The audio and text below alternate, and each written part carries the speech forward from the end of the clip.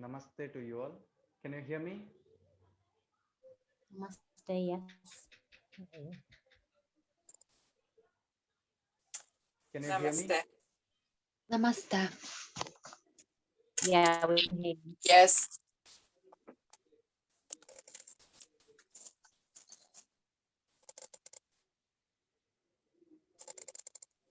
Okay.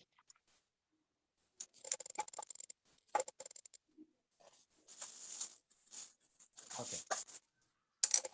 So, welcome to the class.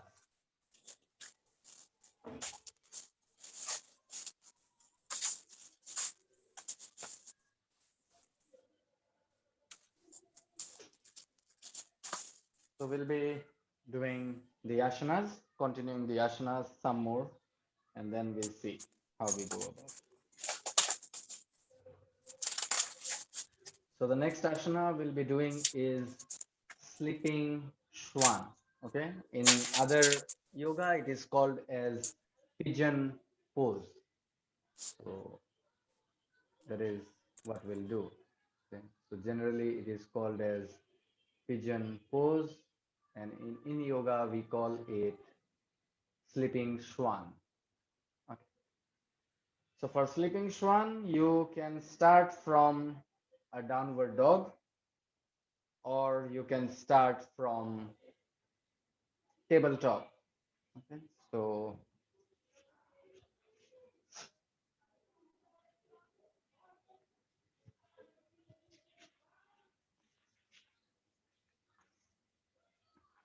if you start from a tabletop, you come into all four. Your hips are squared, your knees are in line together, and just you bring the knee in line with your wrist and the other one in line with your wrist, and then you flex your feet, keep your feet flexed, and from there onwards you move backwards. Yeah? You move backward and then you square your hips, so your hips are squared. The front hip is pushing back, the back hip is pushing to the front, and from there, keeping that spine straight, you fold into your sleeping swan. So this is one way of getting into the pose. Other ways, it is your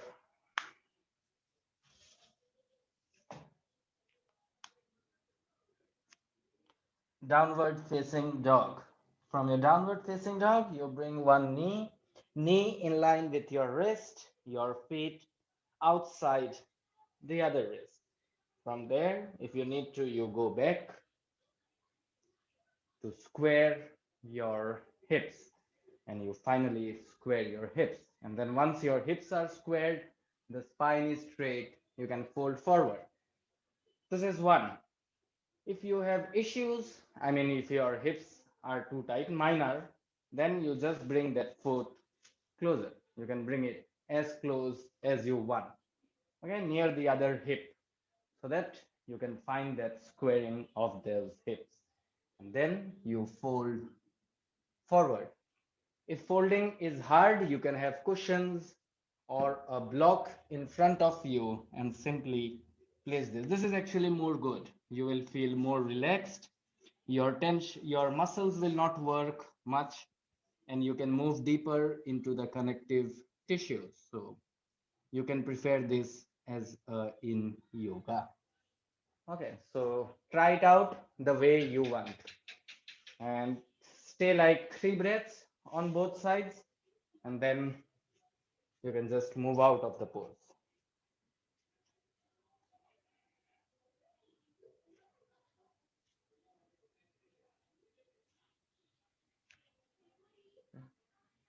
And if you have like too tight hips, okay, just remember, if your hips are like too tight, because my left side is tight, I'll just show you.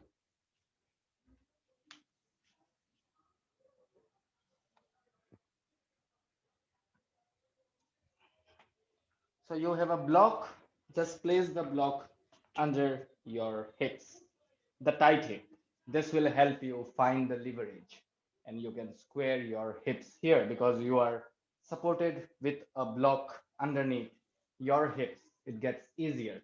Just think this, the front hip is going back, the back hip is coming to the front. This will square your hips. That's it. So once you remember that, you will have no issues. Your back leg will on its own get straight when you square your hips. Yeah.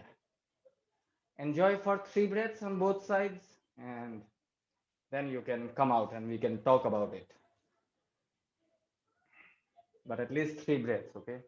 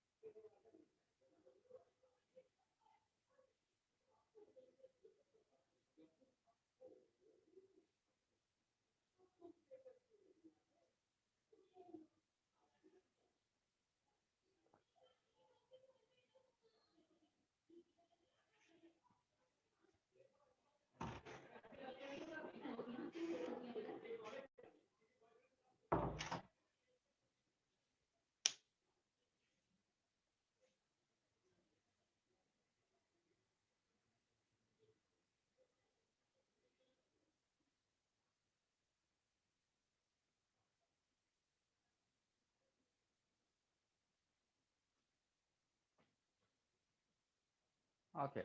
So if you are done, please, at your own speed, no hurries.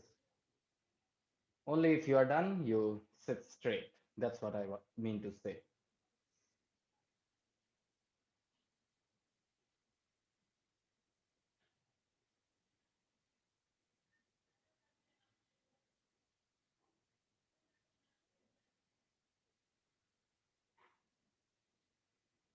Okay.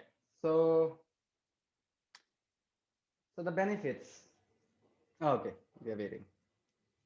We are waiting for Mishra ji. Take your time, take your time. No hurries. This is in yoga class. Take your own time.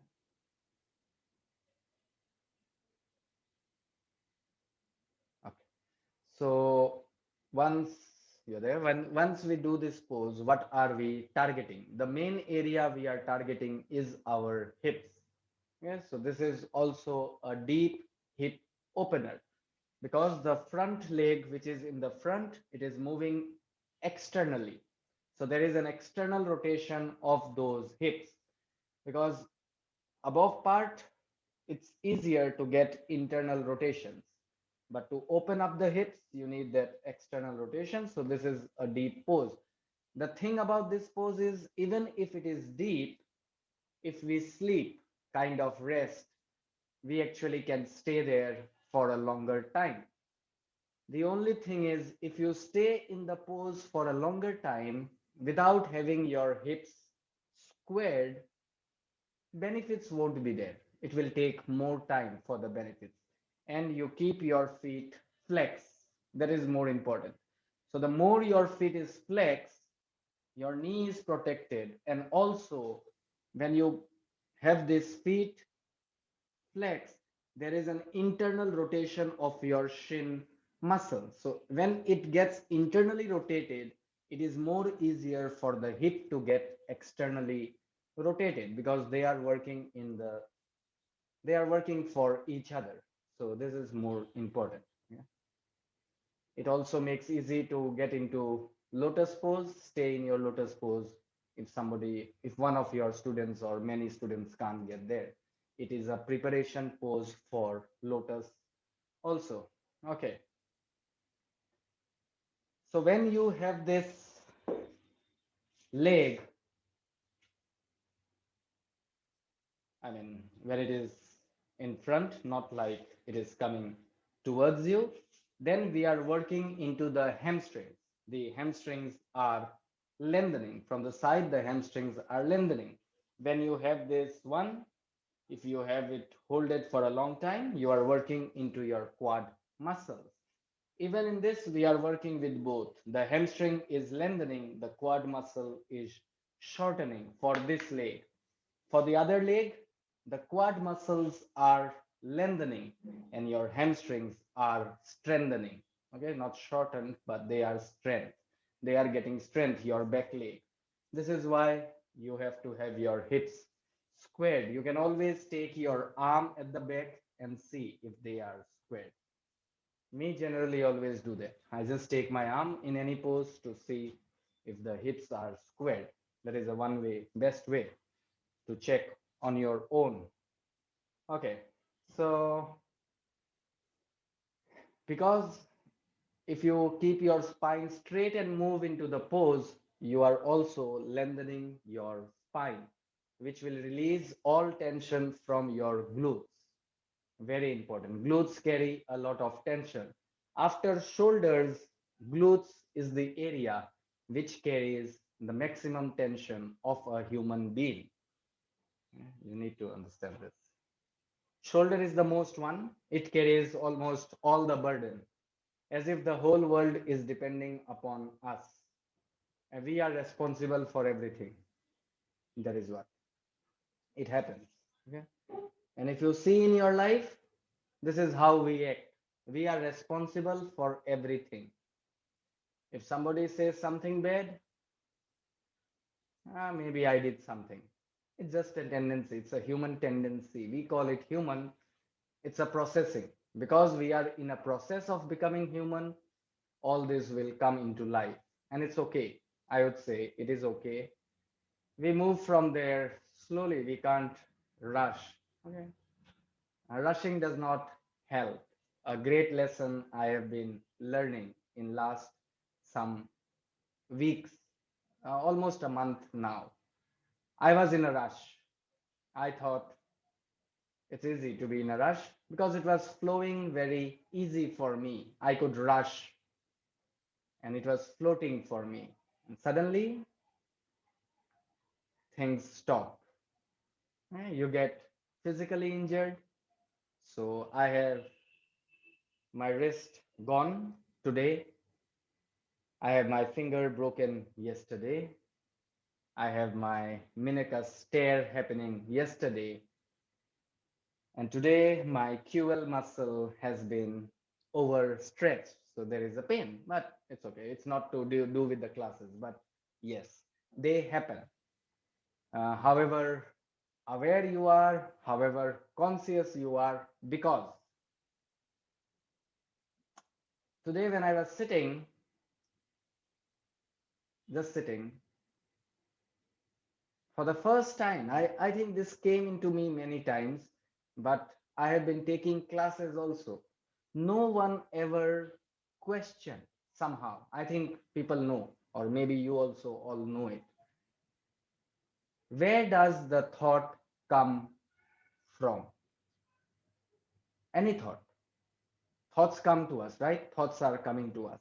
Where actually does it come from? So I was questioning for many hours. I was just questioning through this. Okay, and this is the time I could realize something was happening wrong in my wrist, in my finger. And after that, I did asanas, and suddenly the wrist got hurt, the finger got hurt. I knew it. Sitting there, I knew something is going to happen. I did not know it was going to happen here. That is the thing. So these are certain things. Life happens. You have to slow down at times. The only thing is don't keep there, don't stay there. Slow down, but after you finish the process of whatever you call healing or realizing, you just move. Because if you don't move, then you will get back. Okay, then there is a reverse gear happening. So you have to move. Injuries, yes, they will come with asanas. But you have to move. You cannot be like, oh, I'm injured and now. You take care. You have something else. You put something, but you can still move. Okay. This is important for life. what we talk on the yoga mat is more important in life, because yoga mat hardly 2 hours or 3 hours maximum we will spend. We still have 20 plus hours to spend outside the yoga mat. So these are very, very important. Okay. Anyways, so what are the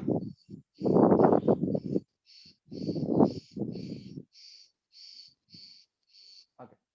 So what are the contraindications when we should not do?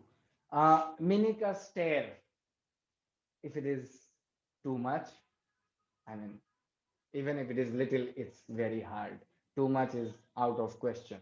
Minica stare, if there is, you should avoid this pose. Okay.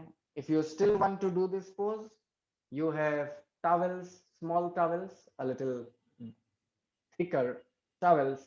You just keep it here behind the knee and press it. Okay, keep pressing it. This will relieve meniscus for a little bit for sure. And keep that in, and then you can even do this pose. Okay, so it's not that it will stop you. Physical injuries never stop you until you give the permission to yourself to stop.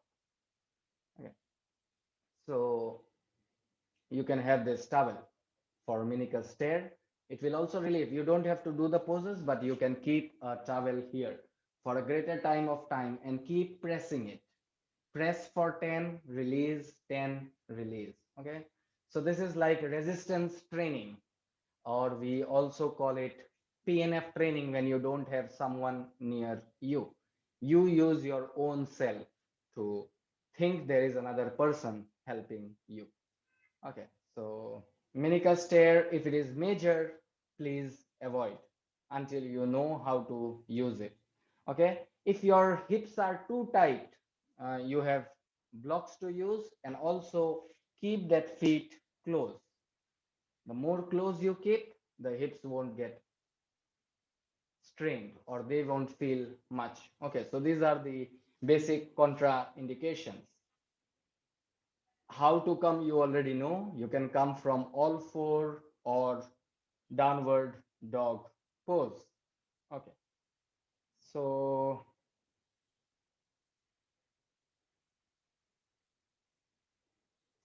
what was I trying to tell?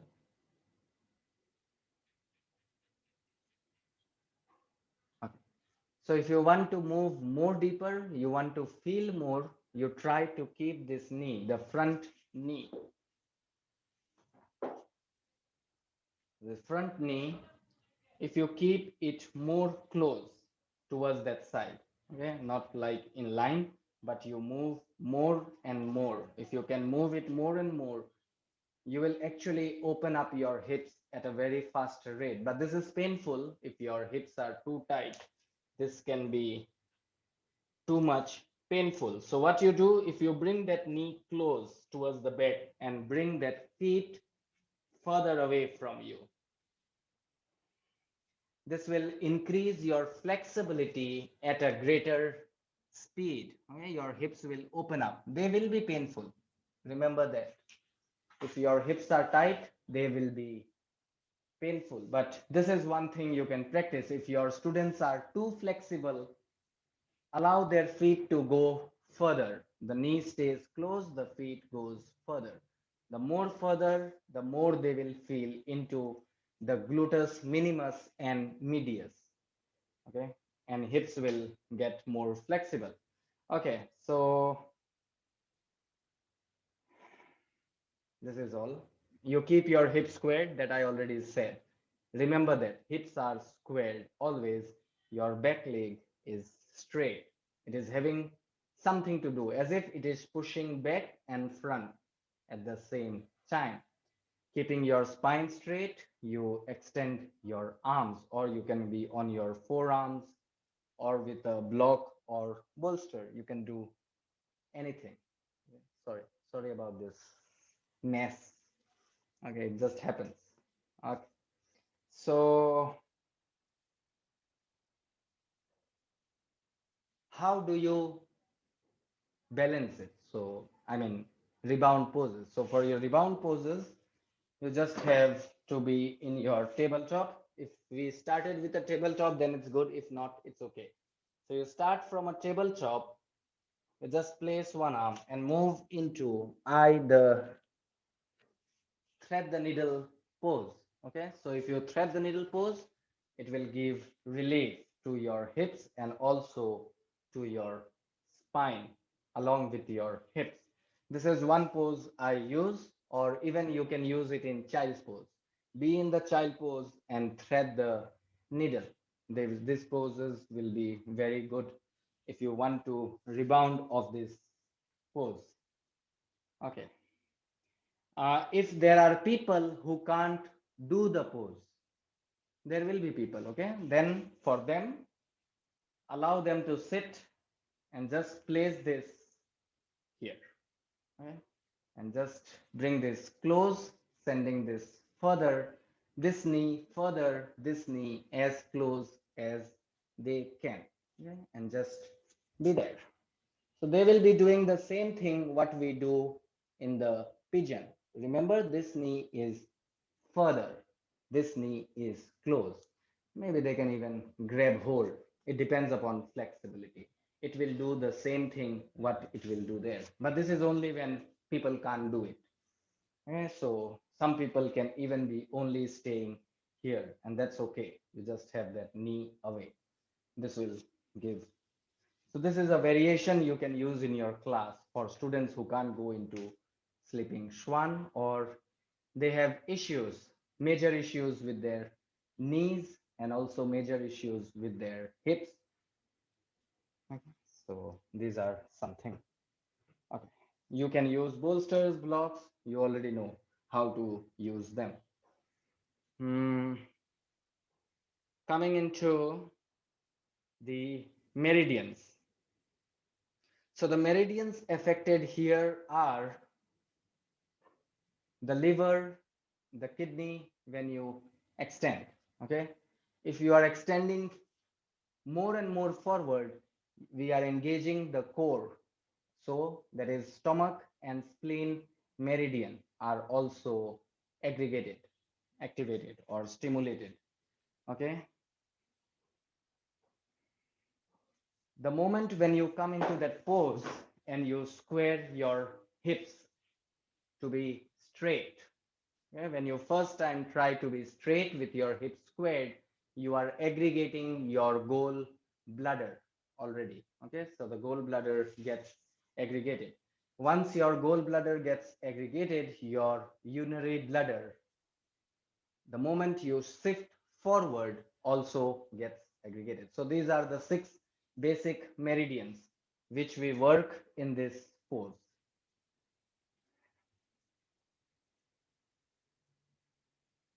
Okay. So coming into your chakras, your Muladhara chakra, your Swadhisthana chakra, and your Manipura chakra. These are the 3 chakras which will be activated. Okay, so the elements earth, water, fire, they will get activated. Okay, so this is your pose. Now remember what chakra, what elements are related to your urinary bladder, kidneys, livers. So your wood, metal elements also gets aggregated. Somebody in the morning asked me, right, why are they only related to chakras? We are studying about chakras. If we teach in yoga chakra wise, then we say these elements. Otherwise, whatever meridians are being used, naturally that element is already used. Okay, I think it was Girja ji. Yeah, so just remember about those meridians, which elements are there, chakras, which elements are there. Just remember, and you can have that class. So you can like say a air element class in yoga, air element class. You can give a class. You can design fire. You can design water. You can design metal. You can design wood. You just remember it is related to that meridian. Every meridian has its opposite meridian working, because 2 meridians are working, and if you do twist or fold forward, naturally another two meridians will also come in contact. So you find poses accordingly, more and more poses. And anyways, you don't have to do match poses. Six pose is the maximum in a 1.5 hours class. Uh, 75 minutes class, not a 90-minute class. Yes, 75 minutes class, six poses are maximum. If you have a 90-minute class, you can have another two poses at the maximum. But if you have a Savasana for 10 minutes, if you make people sit in the class in the beginning for 5 minutes, you can still have like seven poses at the maximum. 5 minutes each pose, 35 minutes, seven poses, 7 into 2, 14 minutes of rebound, 35 plus 14, 49 minutes. To move into the poses, seven poses, it takes at least 9 minutes. So that is 58 minutes. 58 minutes plus 10 minutes of Shavasana, 68 minutes, 5 minutes of sitting, 73 minutes. So this is your 75-minute class design. Now you keep people extra 1.5 minutes in every pose. You will be designing a 90-minute class. You can keep people for 7 minutes in one pose, both sides, 3.5, 3.5. So this is the way you design. So you don't have to remember many poses. Out of this 40, 50 poses, if you can remember like 10, 12 poses totally, you can design every class because it will work everywhere. Okay. Specifically, if you are working with people for a certain area, then you design class accordingly. Otherwise, you just go with a flow according to the class. Okay. So these are all coming. This will all coming in your when we talk about teaching mythology. Okay, teaching methodology. So there we will be talking about these in much details. Okay, so this pose is done and we move into the next pose. Next pose you already know, you have done, I think. Makra Asana, the crocodile pose. Okay, so this is a very good pose in yoga. So what are the benefits? You know Makarasana, everybody, right? Crocodile pose. All know? You don't know, Mishra ji? That's wonderful. Okay, if you don't know, we will do it. Okay. So for your Makarasana, you lay on your belly. First thing, totally lay on your belly, have your arms extended, and then you grab hold of your opposite elbows. Slowly, with your belly on the ground itself, you start to bring your elbows in line as much as you can until, but remember, you are not lifting anything. The head will lift up a little, that is okay. You bring your elbows in line with your shoulders and then place your forehead into your forearms. Yeah. And you breathe. That's it. This is Makrasana, crocodile pose. So the most important benefit is many people don't know how to breathe. People think they are breathing. Most people breathe only into their lungs. They have a fear if they breathe more into the belly will come out. Number one fear right now in the world. Yeah, but people should remember Laughing Buddha statue. As a teacher, you should be able to talk about Laughing Buddha. Okay? You see a Laughing Buddha statue, the belly is big. You see Lord Ganesha, belly is big. So there is no harm if you have a little belly big. Okay? But it not should be not like Lord Ganesha and Laughing Buddha. It's only to demonstrate that you should breathe into your belly. And the belly should rise front when you are breathing. There is a substance when we eat food, there is a Agni Kunda just above the navel. So whatever we eat, raw, cooked, whatever, every food stays just below your rib cages. Just below your rib cages, the food stays there. The Agni Kund boils, or whatever we call it, is there as if something is there. It keeps on boiling, it keeps on warming the food, processing the food, making the food inside. Even if we eat baked food, it will happen again. So when we do Makra Ashana on a regular basis, or when we have done Makrashana for a greater amount of time and we start to breathe into the belly. So when you inhale, if your inhalations are going into your belly is rising up. What happens? The substance out of that Agni means fire. That is why Agni Kund means a pot of fire. Okay, so it's a pot with fire placed here. The pot releases a substance. If you have seen, I don't know if you have seen this, you people might not do this.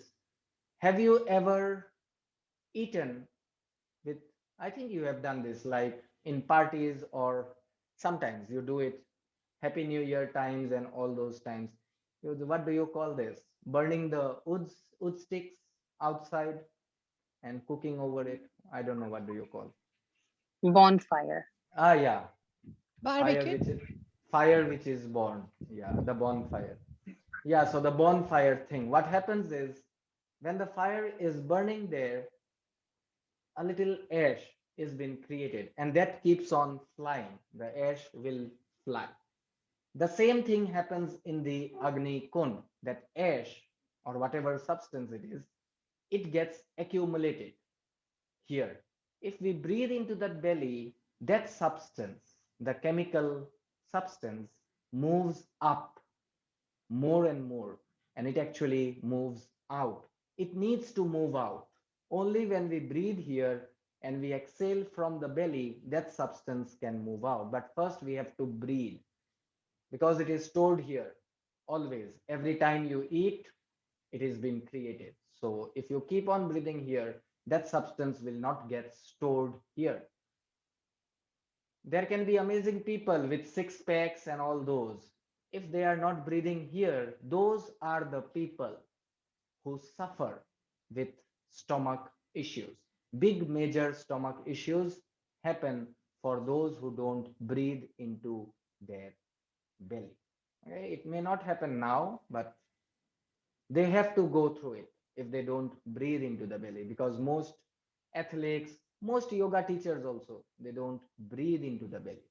It looks like they are breathing, but it is very, very shallow. It should be like completely come out as if it is full. There is no more space there. Then it will suddenly go out, go in on its own. You don't force it, but people are talking about the muscles here, the abdomen muscles, the rectus, and also what is another one. So there are two muscles here. They keep on talking about those to find that six abs. But yeah, Makrasana helps you to find your natural breathing. Natural means when you see a kid sleeping, you see the belly rising up and in, a small baby sleeping up and in. That is natural. The whole process of yoga is to become natural. So this is why Makrasana is a very important pose. Okay, so this is the benefit. People learn to breathe. The diaphragm also learns how to work. Your inhalation means the diaphragm is going totally down. Exhalation means the diaphragm is coming up.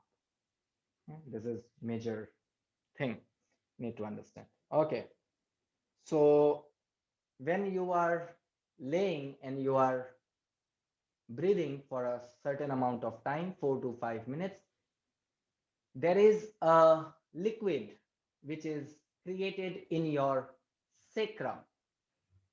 Because sacrum is that area where maximum energy is stored. That is why when we sit, If we sit there, meditation happens easy. If you sit on your buttocks or your sit bones and all those areas, meditation takes time. So the moment you sit on your sacrum, in just a moment or two, your thoughts start to get slower because of the liquid which is stored in the sacrum. This liquid, the moment you press it, the gravity is trying to pull it, the universal energy is trying to pull it up. So what happens? This liquid rushes down. The speed it rushes down, twice the time it comes up. So this energy directly comes into the crown. And once this comes, your spine gets totally straight and you can actually sit there. Then you don't feel any pain in your spine as long as you sit. Try and do this. As I always say, don't believe before trying, but try to press that sacrum into the ground and sit. Sit like even if you are sitting rounded, press your sacrum and just wait. After a certain period of time, when you just slightly straighten your spine, that energy will rush down and rush up. So you are not like trying to, because if you try to, then the spine might trouble you. But if you are sitting with your sacrum pressing there, the moment sacrum presses, the energy moves up. When the energy moves up, you can sit straight. You don't now have to try. You don't have to do all this, rolling your shoulders to get your spine straight. It is already straight. And you can sit here for longer amount of time without any pain in your back. So this comes from Tantra. Tantra teaches these depths actually. All these liquid things are from Tantra. But yeah, your sacrum gets stimulated in your Makra Asana pose lots because you are surrendering, you are making that spine straight, the sacrum is pushing back and it is being pulled forward. So when you breathe into that belly more and more and more, it is actually aggregating the sacrum, and the sacrum releases that energy towards the crown of the head. You will always feel relief after doing Makrasana for 5 to 6 minutes. You will feel a different kind of energy. So if you, whenever you get tired in between, when you should not get tired and you have time, just go into a Makrasana, 3 minutes, 4 minutes. The whole energy which was causing to be lazy, it gets converted into energetic energy. Okay, and then you feel energized. Try this. These are certain things. So this is for students actually. If you are teacher or if you teach someone, you know, students who get like, I feel like sleepy while they have to study. If they practice this, they will be able to study for a longer time. If you have projects to do at night where you are getting sleepy, do this and you can finish your projects. This is a very good pose actually. Okay. So the contraindication is pregnant women should not do this. Understandable. So there is no other way. High blood pressure people should not bring the elbow close towards the shoulders, okay, and place, because this will be dangerous. So they can have that themselves with their arms forward, just stay there. So they can stay this way. That will be easy. But if they try to open that heart and round it, they will feel it. So just remember that when to do, when not to do. So these are your contraindications of the pose. Talking about your chakras, your Swadhisthana chakra, your sacral Swadhisthana chakra. So plus your Muladhara chakra are activated. Okay, so Swadhisthana and Muladhara are activated here.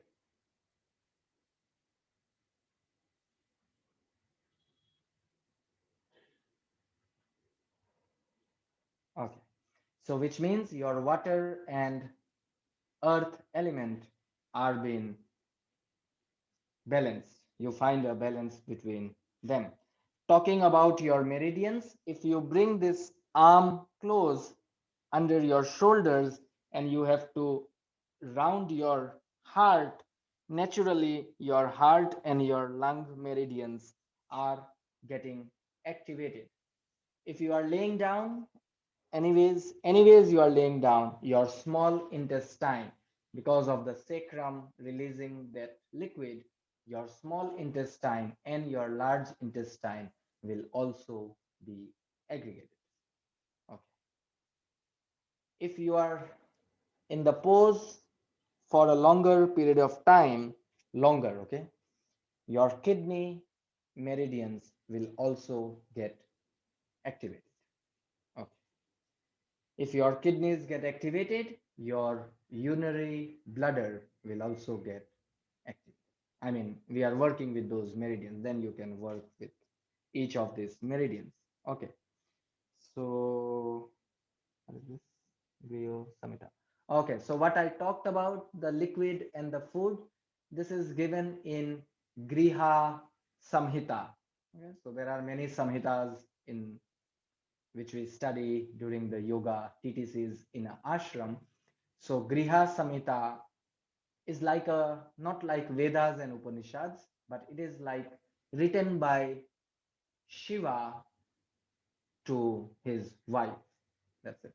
So we call it Griha Samhita. Griha means also contained inside a home. So this is the home. You are totally contained with this home.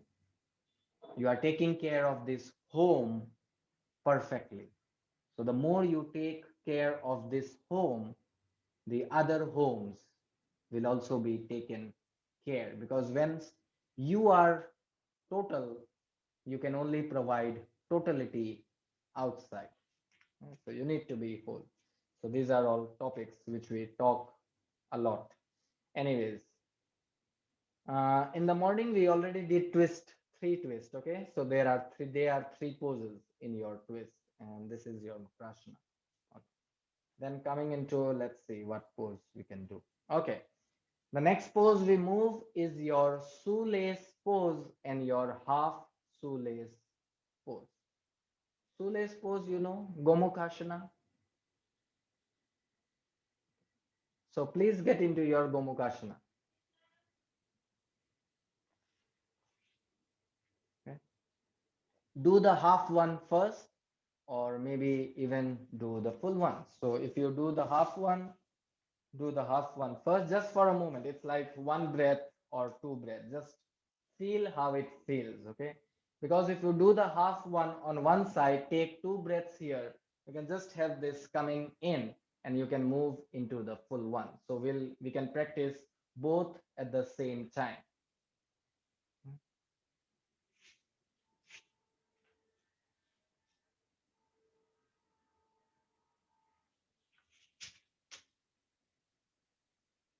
Remember to have your feet flex. If you need your arms to make them flex, please use your arms. But remember, they should be flexed. So these are already two variations, half Gomuka, half shoelace and full shoelace. If you want to go more deeper into the pose, lengthen your spine, send your chest front, and you fold into your Gomukh Asana. Remember, while you are folding, you are not lifting your hips or your buttocks up. They are firm on the ground, which will mean that your hips are squared. You can take your arm back and check for your own self. Okay. So this is one thing you can do. It's a nice pose. It's nice for your hips, definitely, because your hips will move into internal rotations. Lot of internal rotation of your hips happening, okay, with one leg. And when you fold, you are moving your hips into external rotation, because to fold you have to externally rotate. They will rotate on their own and you can fold forward. So this is a good hip opener pose and it looks good. Okay. So what are the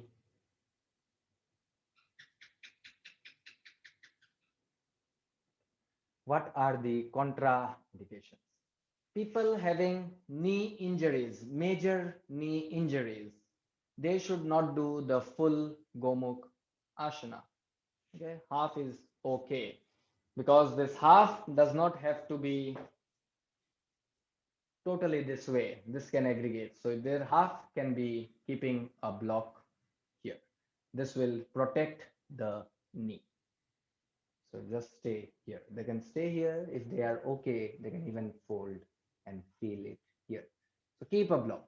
So just keep the block and just, or keep a bolster, whatever is available. So this will protect their knee always. Because we are here as, when we guide someone, when we are instructor, we take care of everyone. First physically, and if allowed, we take care of them mentally. And if they get into a connection, we take care of their spiritual journey. So this is the job. So when you decide, or if you have decided that I am going to teach, this is your responsibility, not duty. It is responsibility. Okay? You take care of their physical needs first. If students come, I just want to get relief of it. That's physical need. Please take care. There will be students who come with lost. They don't know how to take decisions, what to do in life. Something isn't going right. They are mentally suffering. So with every pose, you get a little deeper into mentality. So you start talking. Okay, when you start talking, they will also start talking. Then you stop, let them talk. Finally, when these people start to talk and they go home and they return back to you again and again, which means a trust, a bond has been created. This is the time to help them with their spiritual journey. Once you do this three, yes, you can call yourself, I am a yogi or yogini. This should be the rule. This is how the old schools of India teach us yoga. Otherwise, you find now one day of asanas on the mat, the next day the name is yogi. Great. Salute to them. Great yogis in the world. Salute to every one of them. Okay, anyways. So as a teacher, these are your jobs, that they don't get physically injured. So you make possible that everyone gets into the pose, but you also provide tips, variations. Okay. So still, if people are suffering from major sciatica issue, so sciatica nerve, it needs to stay straight, but if you bend, it will aggregate more. So people suffering from sciatica, you don't bring this up. Instead, you take this down, keep it down. They can have their leg here. You just press this, okay, and put a block here and allow them with their hand to externally rotate those hips. Okay, and then they can even fold down. So this will save them from the sciatica nerve pain. It will not arise. Okay, it will get triggered, but it will not get aggregated, or it won't come into fire. It won't fire up. So this is one way you can do. Yeah, hello. Do you think anyone with sciatica nerve problems, are you saying that they shouldn't bend their knee too much? They shouldn't. Yeah, so they are not bending. I mean, in most of the poses, is it the same thing that they refrain from or stay away from bending too much the knee? If they are not bending because of sciatica, it's okay. Okay. If they are not bending because they don't want to bend, then as a teacher, it is your job that they bend. You are a teacher. A student listens to you at any cost. But I mean more so that if anyone is doing a pose where it means that the hip is um is rotating and the knee joint is bending too much, then do we always adjust them so that they're Uh, not bending the knee too much?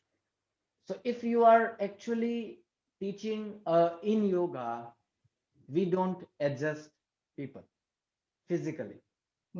Yeah. Verbally, yes. Before verbally, we provide them the props, bolsters, blocks, straps, whatever we need. Okay. And we keep on talking like knee issues, have your feet flex. Anyone who will start having their feet flex, the knee issues will start going away. Slowly, it will take time, not in one day. But people, if they keep their feet flexed while bending their knee issues will start to diminish slowly but surely.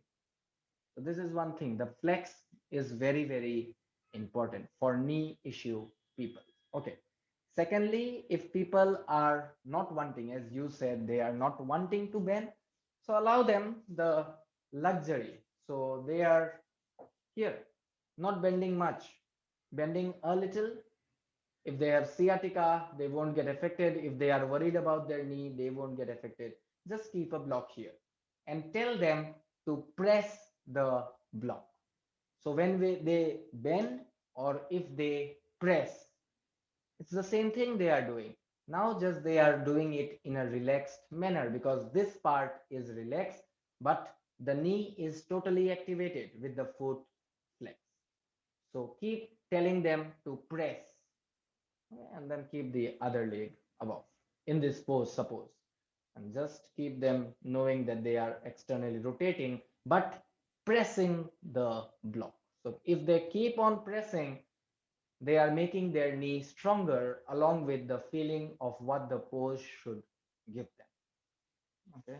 So in any other pose, when they don't want to bend, even in pigeon, if they don't want to bend, allow their feet to be a little further. That's it. And keep a block under their knee. Tell them press the knee into the block or to the cushion or towel they use. So yeah, but they should bend if they don't have major issues with the knee, no knee injuries, no sciaticas, no meniscus tear, they have to bend if they are coming into the class. How you take them, that is totally up to a teacher. Eh, so you just, and it's not like, you are strong, you are a warrior, you can bend. No, those things don't work. People who don't bend their knees, two major issues. One is trauma. Okay, you need to understand this. This is out of trauma. Something has happened in their past when they were totally surrendering to someone or giving up everything to someone trusted, when they totally trusted someone, but that person hurt them, abandoned them, or did something wrong, these people will not bend their knees. You need to talk to them. I especially talk. First, I see into the physical part.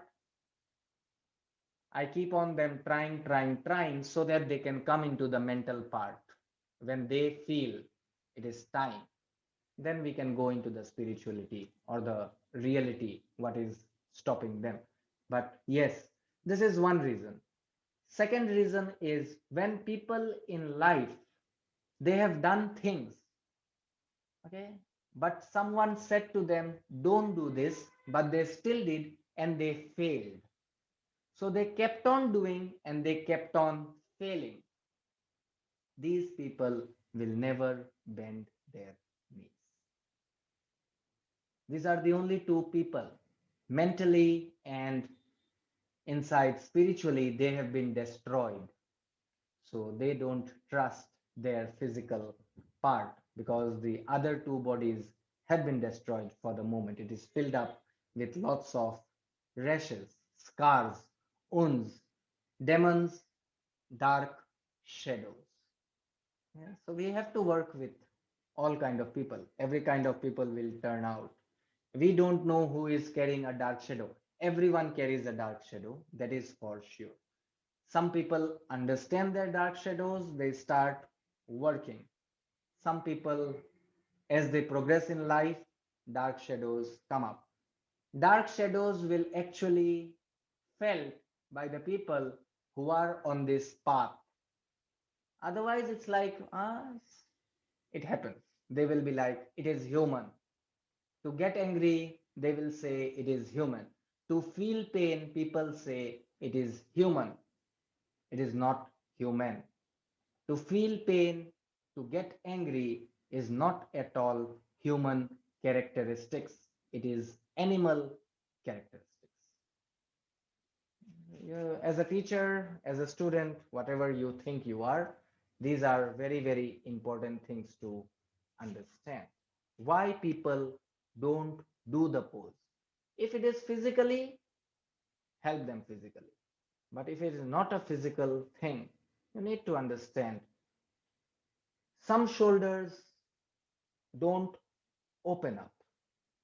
They don't open up, or they don't want to do poses where these shoulders are felt, even like twisting poses. These people are carrying a hell lot of burden on their shoulders, as if the whole world is sitting on their shoulders. So these people were told in their small childhood days, if something went wrong, someone, maybe their parents, relatives, teacher, used to blame them. They did not choose this. Okay, this is not what they choose, but they were forced to choose. So because people kept on complaining, they started forming whatever they will do with like giving up, giving everything. But the thing is, when you are trying to suppress, you have lost your energy suppressing. Now the energy left is not even, it's not full energy. So whatever they do, they will feel it. So these people have like dropped shoulders, most of the people rounded backs. These are these people. Yeah, you need to understand, seeing a person entering your class, the way the student stands up, the way the student sits, the way the student lays, your total job it is your moral job actually. You should understand by that body what is happening to the body. Okay. This is very important because in yoga we don't even touch. I personally don't touch anyone during a in yoga class. In vinyasa, yes. If I teach hatha, yes, I adjust with my hands. Any other style I teach, I adjust. In yoga, Kundalini yoga, Tantra yoga, when I teach, I don't touch anyone with my hands. This is triggering. If I see a body already doing something, it will trigger them. The touch is going to trigger it. So be careful because in yoga, they are releasing a lot of things which they can't release in other styles of yoga. So you need to understand these major things, at least some, like the knee, ankles, shoulders, neck, the forehead, this part, the joints here, at least these. Why? Why aren't they moving the way they should? Okay, if people aren't able to spread their fingers, why? Why is that some people have their fingers close by? If you even say them spread, they can't spread. These are certain points. These are all related to some kind of disturbance in their past. We are not talking about past life. We don't know even ours, but this lifetime in their past, something has been suppressed very, very deeply. So this is the deeply thing which they know, but they don't want it to come out, becomes a dark shadow. People call it demons or whatever. Yeah, so demons and dark shadows are the same thing. Okay, they are there as a wall to save them. It feels like they are there to save them, but these walls don't allow free flow of life. The life stops if the dark shadows are there. To work with dark shadow takes a hell lot of courage, because if you once talk to your dark shadow, it won't go. It will take time.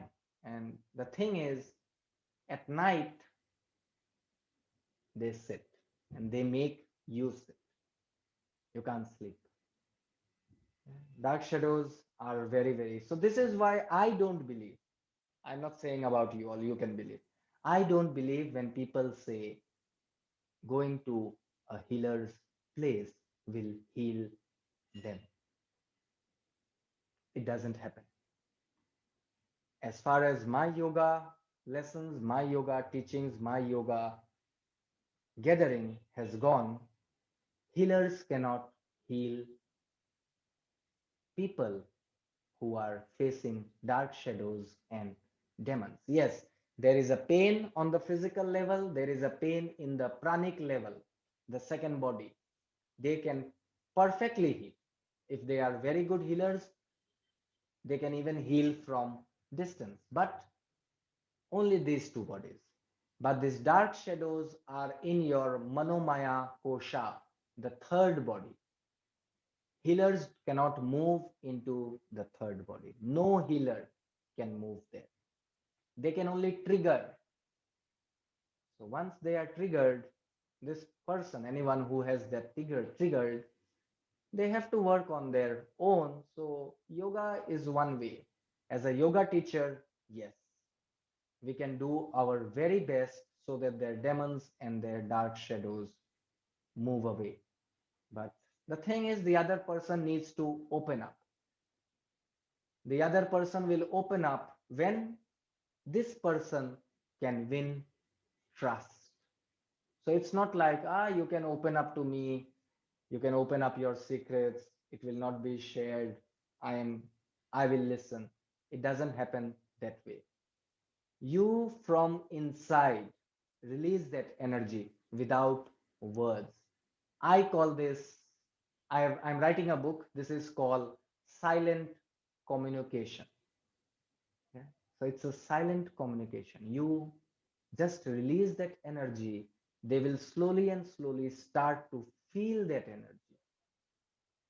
Once they start to feel that energy, the chemical inside them, the chemistry and your chemistry, when they start to combine and they become anything,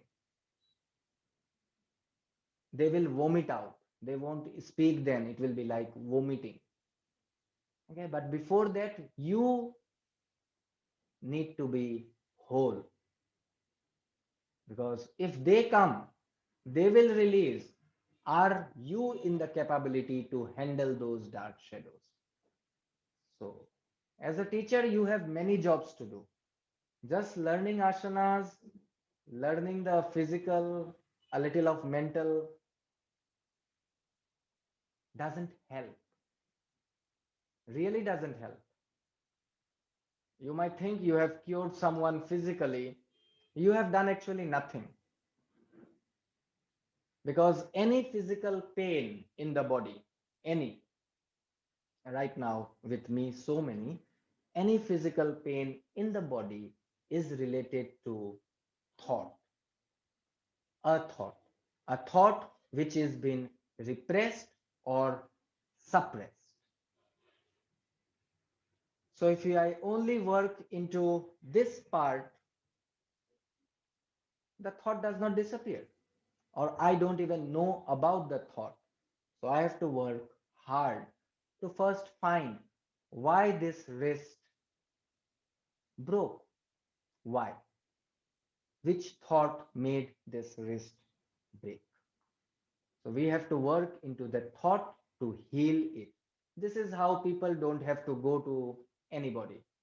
Like myself, 2.5 years now, no doctor. Whatever happens to my body, it may take me time, but it is going to heal here itself. It won't go out. So this is how. Then you move into that thought, you study the thought more and more, you talk. Sometimes that thought is your dark shadow itself. Then you work with your dark shadows, you work with your demons. Your body, when it becomes ready to heal itself,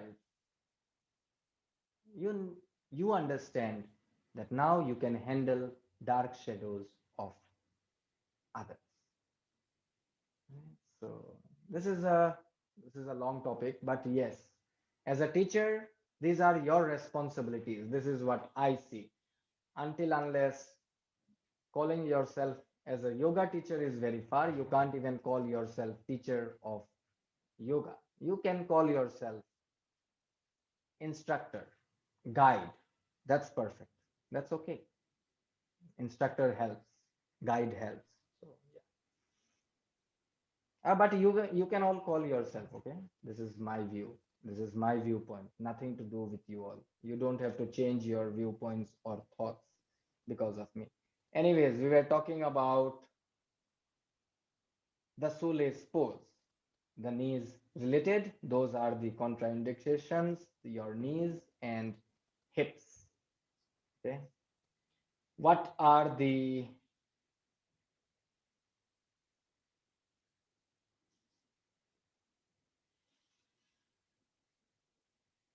okay? If people are having hips which are very, very tight, please use bolster or block to sit. Yeah, so if you sit there, and sitting is not like this is a block. We are not talking about sitting this way, pressing this. We are talking about this. The block lifts. So they are moving towards that sacrum. So the pressure is towards the sacrum. This is the way when we say sit on your block. If you sit this, it's the same thing. You have a rounded back sitting here. You sit here, you will still have a rounded back. It does not change you because if it can change here, it can also change here. It does not change. So this block needs to be, they should sit on the edge and then press it. Use their sacrum to go down. When they press it, the block lifts up.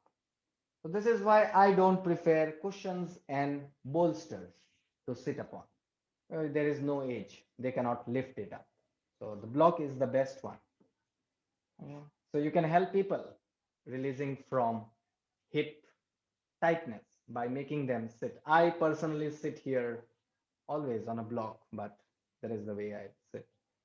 Okay, so this is one alternative, a very important alternative for people with hip injuries. Okay, so talking about your meridians, your liver, your gallbladder, both meridians gets activated along with your kidneys if you are folding forward. So when you fold forward, your kidneys are aggregated, which means your urinary bladder is also activated because they are interrelated. Okay, so these are your four meridians.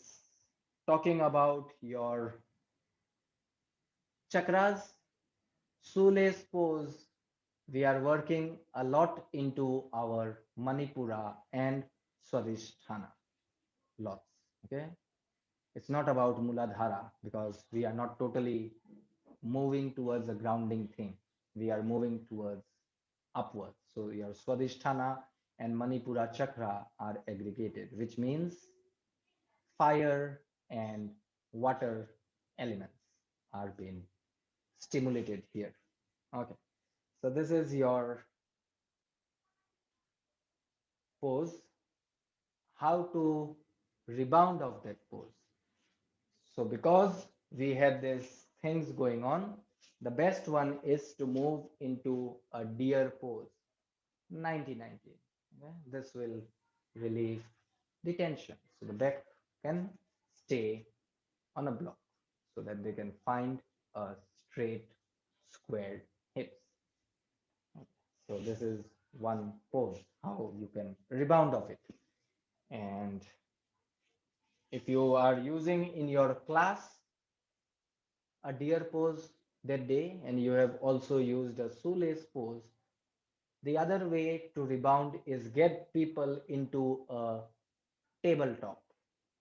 So you get people into a tabletop pose, that is all four pose. In your all four pose, allow these legs to go out. The knees stays close, the legs go outer, which will make them internally rotation happening and external rotation of the shin muscles happen. And this can be a very good rebound pose actually. So this is a nice one to practice. So these are your rebound poses. Okay, coming into your other poses. Your next pose is legs up the wall pose, Viparita Karani pose. Okay, you all know, right? Legs up the wall pose. Everyone familiar?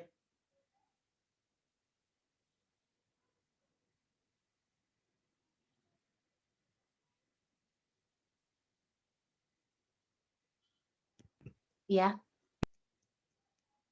Yeah. So you can use a wall if it is available. Yoga schools have wall. Yoga classrooms have wall. Anybody's house has wall.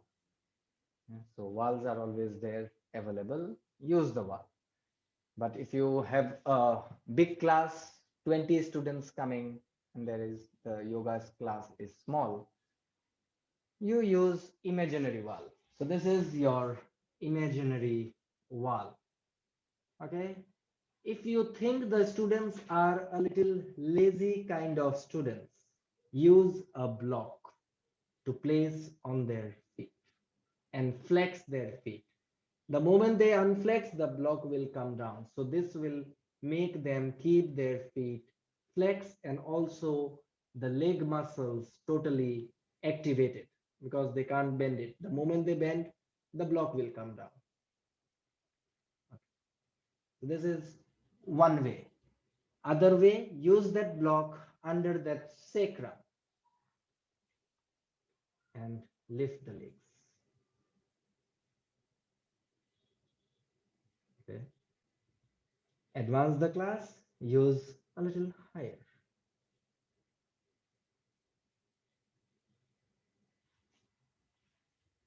So this is how you teach Viparita Karni. You have options, take accordingly how the class is.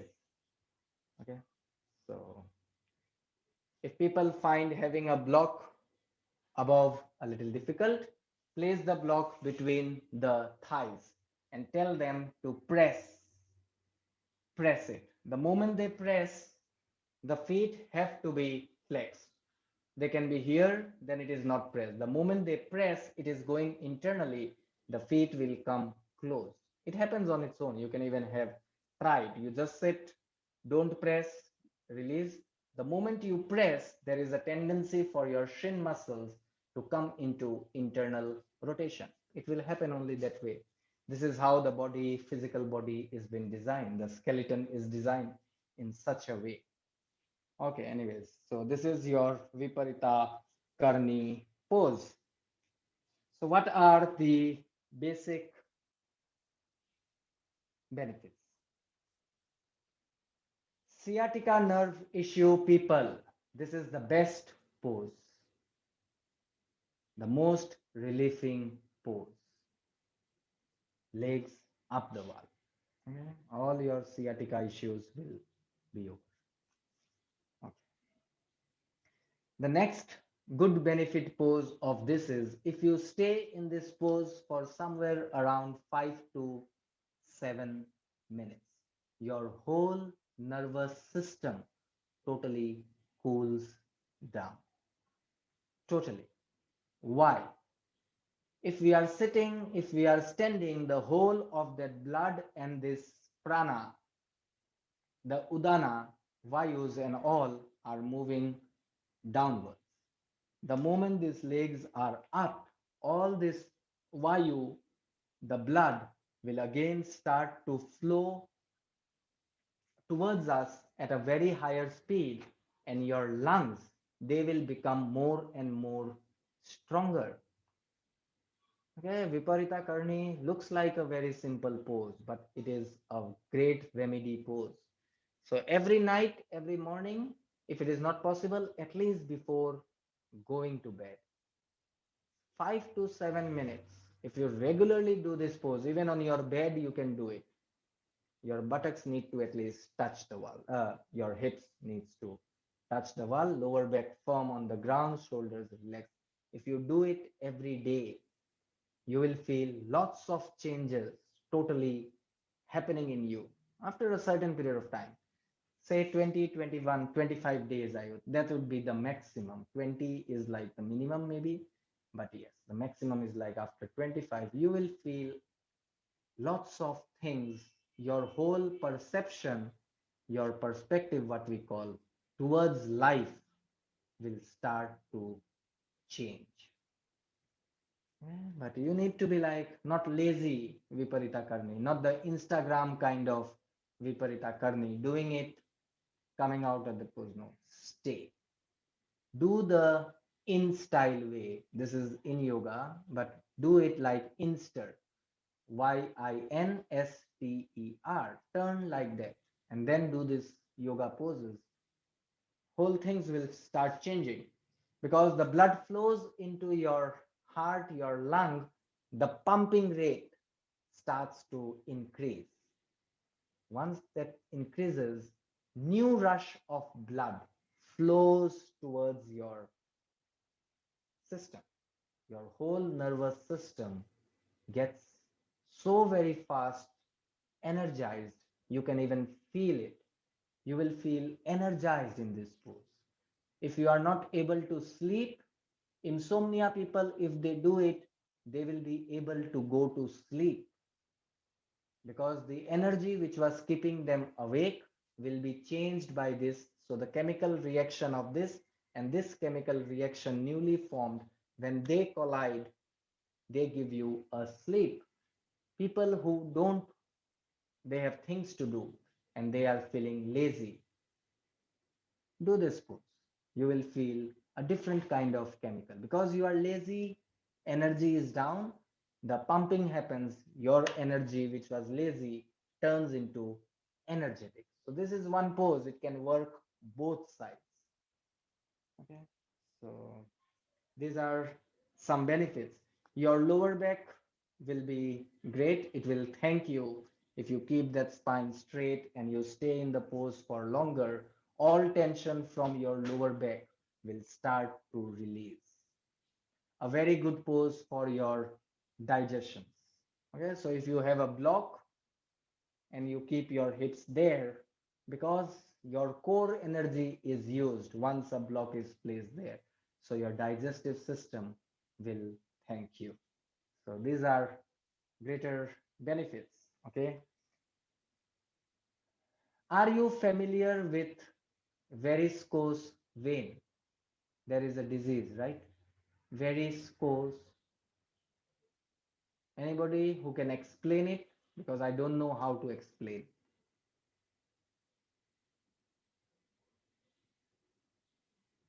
Anybody? Sorry, I missed what you Yeah. said. Varicose, I think it is varicose, VARIS, varicose. Yeah, VARICOSE, VEIN, vein. Oh, Varicose. varicose veins. Yeah, what is it? Is it when I'm not 100% sure myself, but I think is it when the blood isn't able to move through the veins sufficiently or something? That's it. Yeah, I could not have explained even as much as you did because I was I know, but I don't know how to explain. Okay, so yes, when there is a blood clot happening, many people say, right? You know, blood clots happening, the blood stays stagnant. This happens when these varicose veins they start to don't work the way they should. So in the beginning, you will feel a little off, like a triggering here, a triggering here. When we talked about in the morning with those fingers, that is due to the nerve cell. But if it is happening in your whole arm, it can be that varicose vein isn't working properly. So if anybody is having that from their hips till their legs anywhere, if they are having that issues that their legs shake, it starts to shake after some time at a greater speed. It is because of this varicose. It can be, but this pose will help to get relief from that issue. Okay. Because the leg is straight, the blood is flowing down now at a greater speed, very fast speed, so that whatever the blockage or the clot was, it will be shaken away. So this is one thing. Okay. So these are the benefits. Also, it is very good for ladies. The moon cycle, this is the best pose. Okay? It settles your hormones, totally gets settled. It's a hormone thing, right? So, okay, we don't talk much, but yes, it settles the hormones for sure. How to do, you already know how to do the pose. If we have any contra indication, so there is actually no contraindication in this pose. The only contraindication can be if people are suffering from bulging disc. If they suffer, then they can place something because they have this block to be used. If you have your block and you then your lower back is not touching the ground, it is doing the same thing but not touching the ground. So this is one pose I would say everybody can do, anybody can do it. Okay, so it can be half a minute in the start, but yes, everybody can do this pose. I don't personally see any contradiction till date. If I find, I will surely let you know. Talking about what else we talk? Okay, we talk about the meridians. So which meridians? Anybody? Any idea?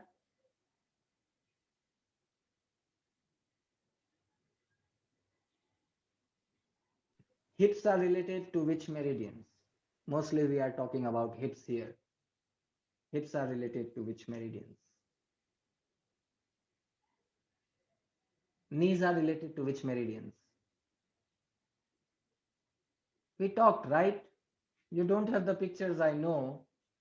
It's been some fault happening with the email of the school. So email from me has been sent there.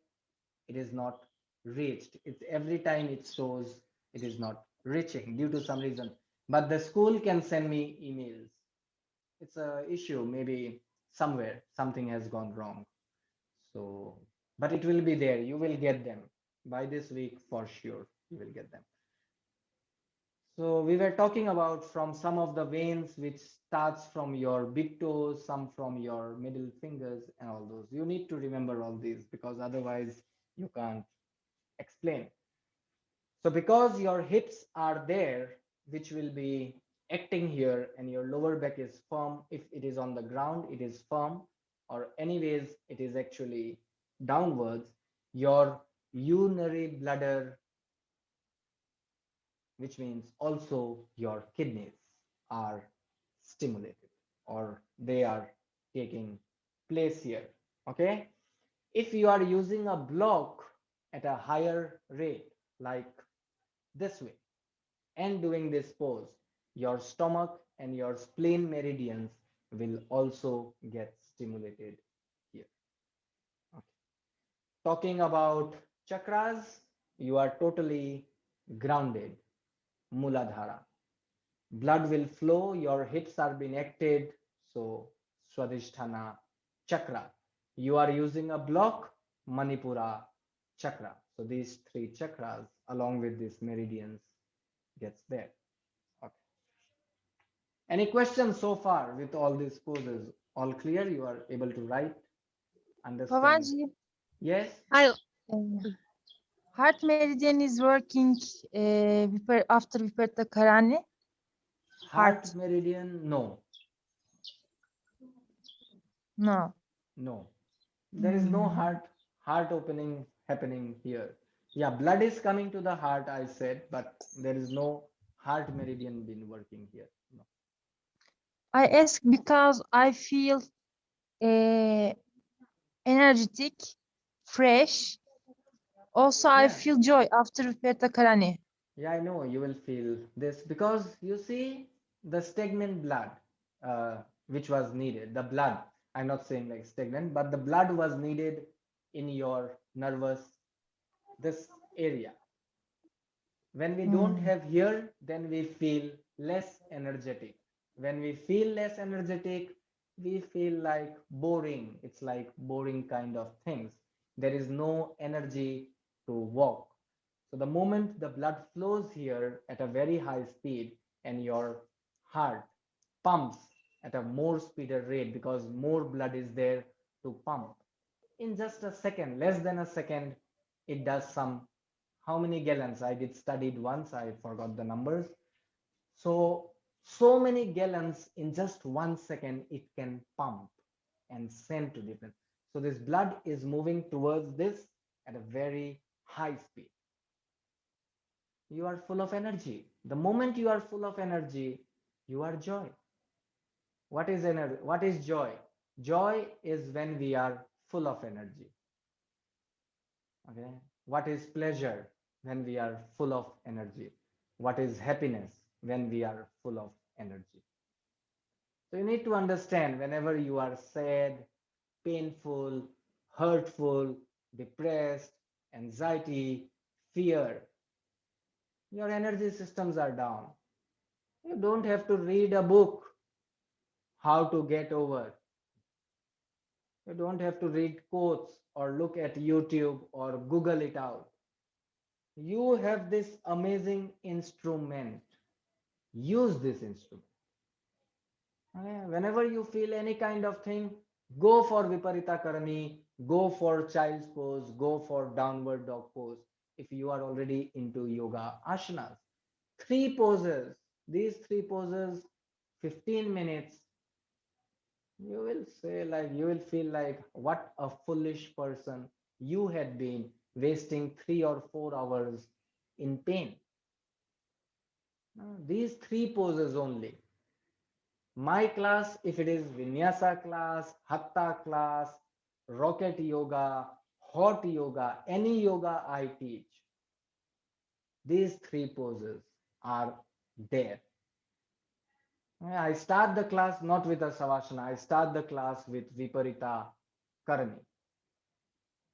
Viparita Karani, shoulder stand, Halasana, from Halasana, downward facing dog to child pose. People, whoever situation their mind was, whatever their condition was, everything goes. Then I make people sit. Now watch your breath. It's changed. You have to change the whole class. You have to bring the whole energy of the class same. I don't teach people like you come into the class and you sit, watch your breath, calm yourself, bring yourself here. I don't talk all those things. I skip. Because anyone who is here sitting, dancing, eating, anything, any person is always in the now, here. Anyone. Try to go into another moment, you can't go. You have to be only here. So when people say life should be lived in the now, it doesn't even make sense because no life can live in another now. It only has to live now, this moment. So whatever others say, it's a tendency in me to go against. This is why me kind are insane more. Me kind talk more, me kind shake more also. Not only talking, I shake people's beliefs because those beliefs are not yours. Those beliefs are egoistic beliefs. Because without that belief, you think you won't last in this world. You are not last coming here to last in this, I mean, fit in this world. You are here for your life to grow, expand. You're not here to fit. Trees are there to fit in any places. You don't have to try to become a tree to fit. You be you. If the whole world doesn't like me, I am still okay. This is how you fit. This is what you do. So you get hurt, it just doesn't take time. Just move out. You feel pain, you move out. You don't waste your energy into something which is not good for you. Okay, so talking about your heart rate increases, the blood flow increases, you feel joy. Okay, that's it. So, but the heart meridian is not working.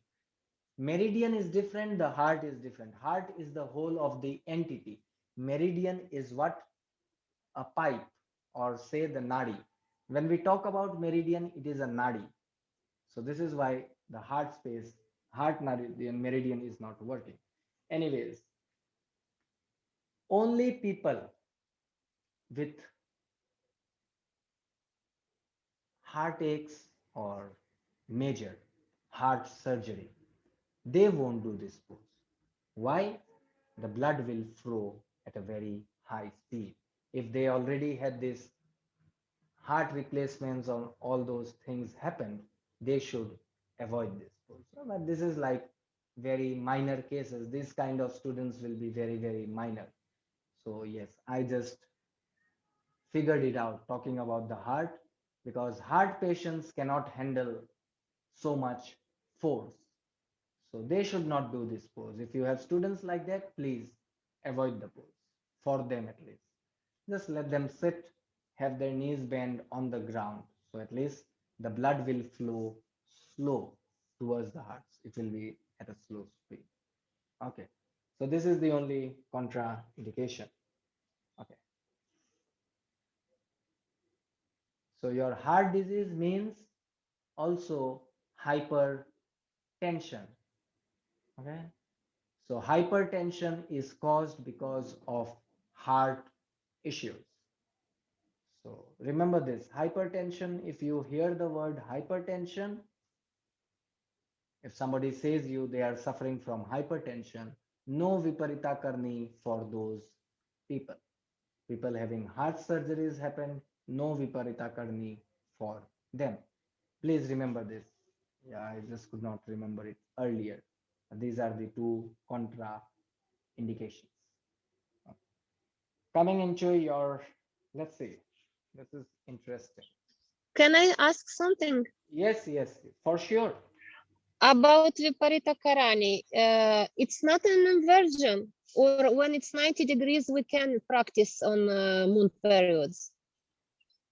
Because in all inversions are not allowed in moon cycles, and it's a variation of Viparita Karani. Yes, if it's higher, hips and buttocks higher, we cannot do. But if it's in line, yes, Yes, that's what we I can. said. Yeah, moon cycle Okay. people can do it if the back is totally flat on the ground. Yes, easily. Because it is a variation of inversion, but only when your hips are higher. Then it becomes an inversion. Otherwise, it's not an inversion. Okay? It's a preparation for inversion. Yeah, moon cycle people easily can do. Moon cycle happening isn't like a very big thing happening. It can only look big. People, women think it is a very big thing because they see males don't suffer from it. That's all. If also male had, then women would not have put this into a very big It is only a hormone changing. So there is a hormone in the brain. There is a hormone in your genitals. These two hormones are two different chemicals. These two chemicals move towards your heart space. They take time, 26 to 29 days, to move towards each other. When these two hormones, these two chemicals, they move towards each other, they collide. The moment they collide, the hormones just in your belly and moving towards your areas, that area rushes. Because of that collide, that area shakes up. Because that area is shaking up, you lose blood, you lose the substance. Okay, don't, there is nothing gross about it. Okay, if you don't know, if many of you don't know, a male also has what you have. 99.99% male don't know it. That's the thing. So if, Yeah, they do have andropause. hello, No, I'm saying yes, of course, even males have.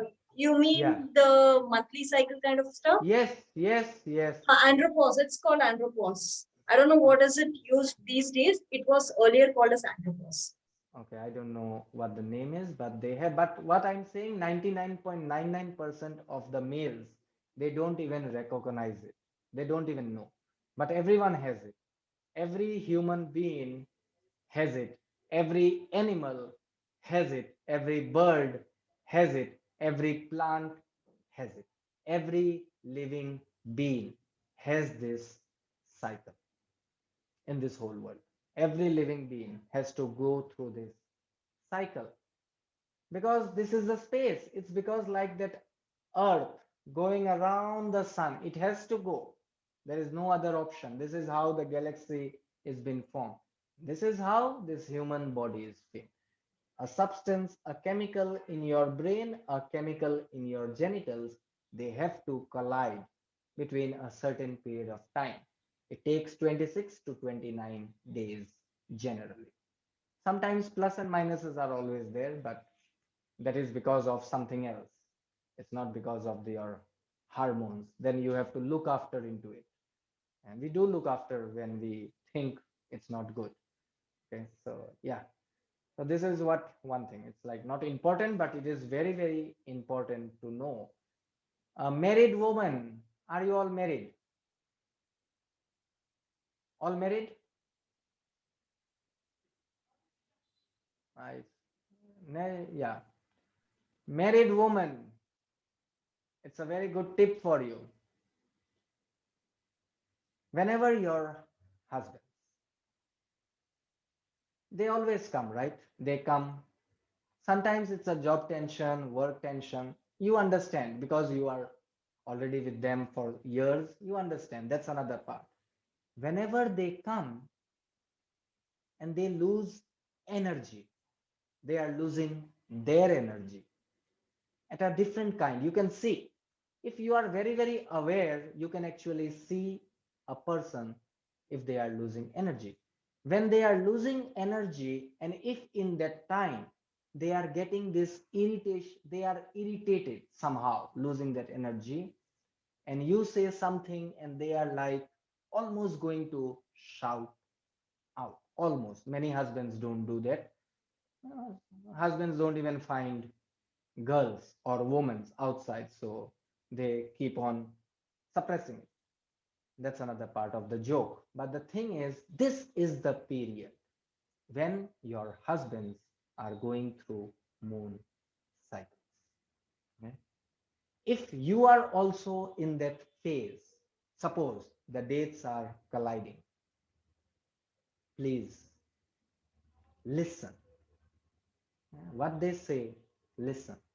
They are more frustrated because for you it releases, for them it does not release. A male cannot release it. For a male, it has to go up only. It can only release by saying out words or by kicking out things. That is the way they can release. But every male does not do that. At least I'm not saying like civilized or socialized, but a male who understands that women are the most amazing creation in this world. Any male who understands this, even if 1%, they won't shout out, but they have to release it out. Their releasing is listen. Listen to them. Just sit. Don't even say you have something to say. Please say, I'm here to listen. No. Listen means the silent communication. Even if your husband doesn't say anything for hours, be there. Your being there is helping them release. Males, let's not get there, but yes, you are already adults. And in yoga or any yoga, I always combine it with Tantra. A male is always looking for someone to listen. Women don't need it. A male always needs a woman to speak up. And this is very important things you need to. This happens when this happens more. They are like more needy when they are in their cycles. You will understand if your husbands are acting a little different. You have experience. I can't ask for your experience now. I won't even let you talk about it, but this is my study. When I was writing this book, Men, so there are books where say you don't have to understand woman. Don't try to understand woman. Love a woman. That's a beautiful line. You can't understand a woman. She is a complex being. The thing is, a male is also a complex being. That is why they cannot understand each other. So when you are complex in a state, where complex here means when you are a state in your cycles and the male is also in those cycle periods, you both are at the most of your complexity. So whatever you say will look like as if it is told to him. Whatever he says, it will look like it's a blame on you. This happens. This happens with everyone. At least in a month, if you keep a note, you will know it. So once you do it, you will understand what you have to do. It's only not like basic information to give, but yes, you need to understand this because husbands and wives doing yoga together, asanas together, they have another kind of intimacy. So if your husbands are not interested, Viparita Karni, best pose. On the bed, before sleeping, a small wish of a queen, any king will always listen to. So tell your king to have his legs up. That's it. And you will find your relationships, your intimacy. So here intimacy is not physical. We are not talking anything about physical. We talk about the inner self, the lives. Though intimacy will start to be at its peak. So whoever, wherever you are on this path of journey, a lady will always need masculine energy to move her. A male will always need feminine energy to move him.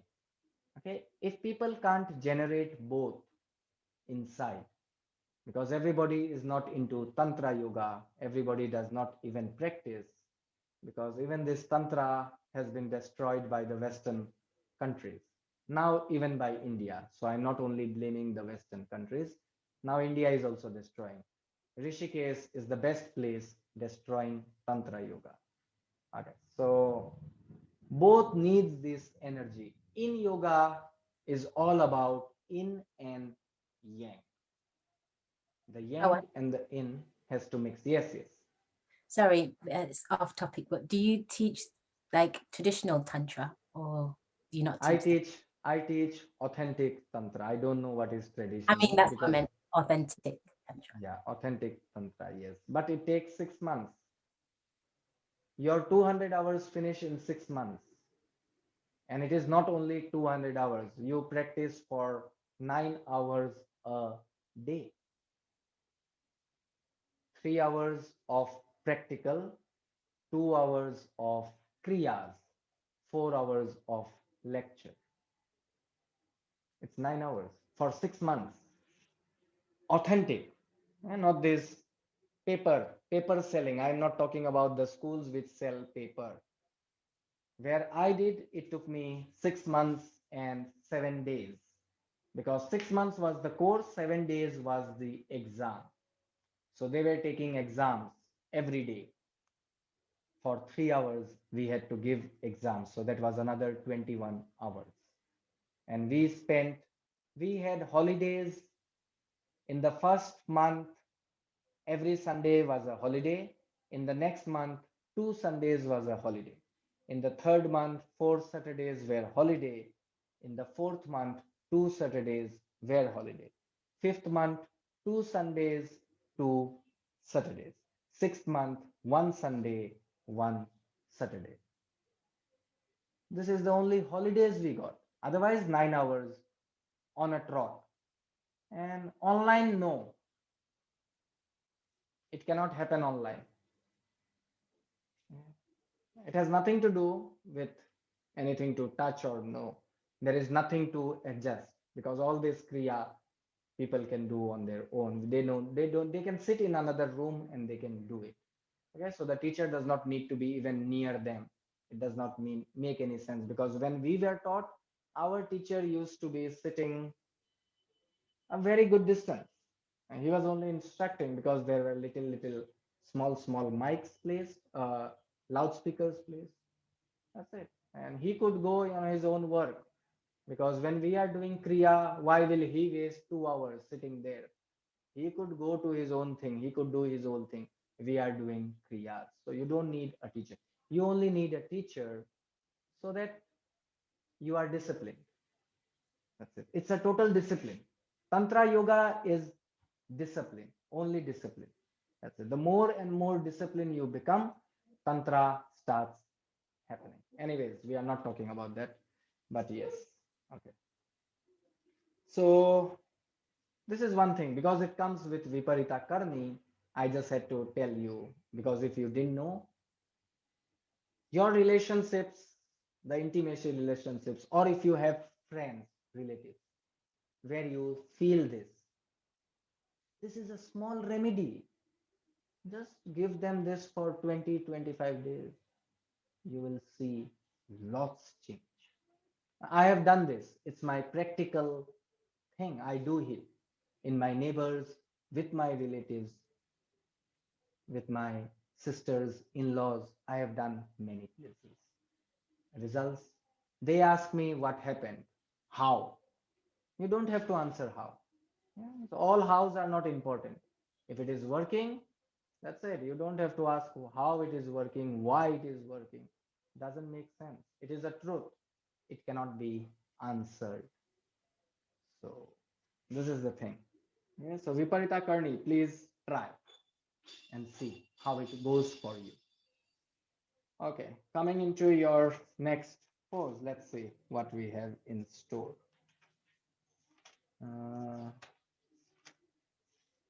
Shoelace, half shoelace. Okay, let's do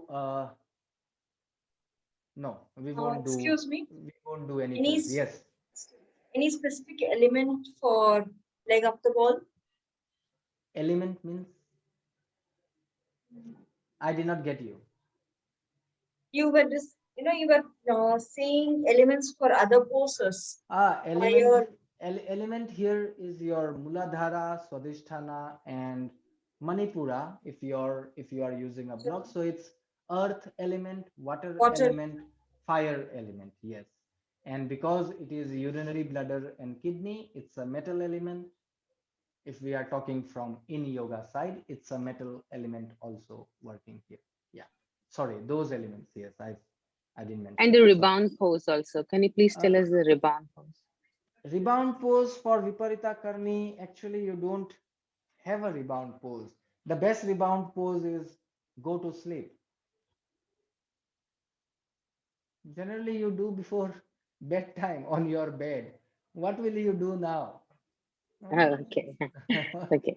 Yeah. Okay. Thank you. Okay. Yeah. So if you are doing in a yoga class, Shavasana, that's your rebound. That's going to sleep. So you don't have any rebound pose kind of for this pose. It's a total relaxation pose. Anyways, thank you once again for tolerating insane people like me. It's amazing. You all are amazing. Stay amazing.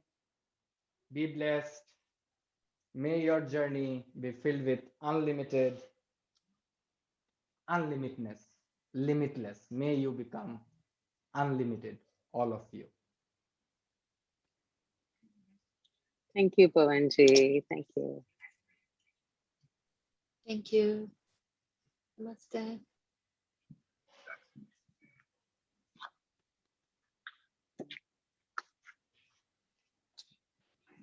Pavanji, can I ask you one question? Yeah. Go for it. When we are doing all forward folds here, so we can Forward curve. fold. I mean to say, like when you are doing butterfly, we fold forward, or when we are doing caterpillar, we still bend, like our spine is going forward. Yes.